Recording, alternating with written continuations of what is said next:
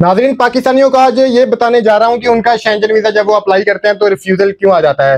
Refusal کی سب سے بڑی وجہ یہ ہے کہ پاکستانی اپنی بینک سٹیٹمنٹ یا تو میچور کر کے ویزا اپلائی نہیں کرتے یا اس میں فنڈز کی کمی ہوتی ہے، اور نمبر 3 یا تو بینک سٹیٹمنٹ ایڈیٹیبل ہوتی ہے یا وہ فیک بینک سٹیٹمنٹ یوز کرتے ہیں، اس وجہ سے شینجن کا ویزا نہیں لگتا۔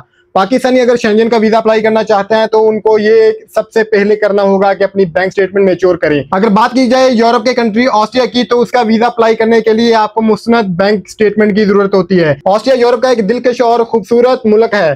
آسٹریا پوری دنیا سے لوگ وزٹ کرنے جاتے ہیں اور وہاں کی خوبصورتی کو جا کے انجوائے کرتے ہیں۔ اگر پاکستانی شہری آسٹریا جانا چاہتے ہیں تو ان کو اس کے لیے ٹائپ سی ویزا حاصل کرنا ضروری ہے۔ اگر وہ ٹائپ سی ویزا حاصل کر لیتے ہیں تو وہ آسٹریا کے علاوہ یورپ کے تمام ممالک میں بغیر ویزا کے 90 دن کا قیام کر سکتے ہیں۔ اور اگر بینک سٹیٹمنٹ کی بات کی جائے تو 6 مہینے کی بینک سٹیٹمنٹ آپ کی ہونا لازمی ہے۔ اور اگر آپ یورپ کا ویزا حاصل کرنا چاہتے ہیں تو اس کے لیے آپ کے پاس کم سے کم ایک دن کے لیے 100 سے لے کے 120 یوروز ہونا لازمی ہے، جو کہ اگر آپ 3 مہینوں کا ویزا اپلائی کرتے ہیں جو کہ 90 دن کا شینجن پہلے ویزا دیتا ہے، اس کے لیے آپ کو کم سے کم 9200 یوروز یا 10,800 یورو آپ کے اکاؤنٹ میں ہونا لازمی ہے۔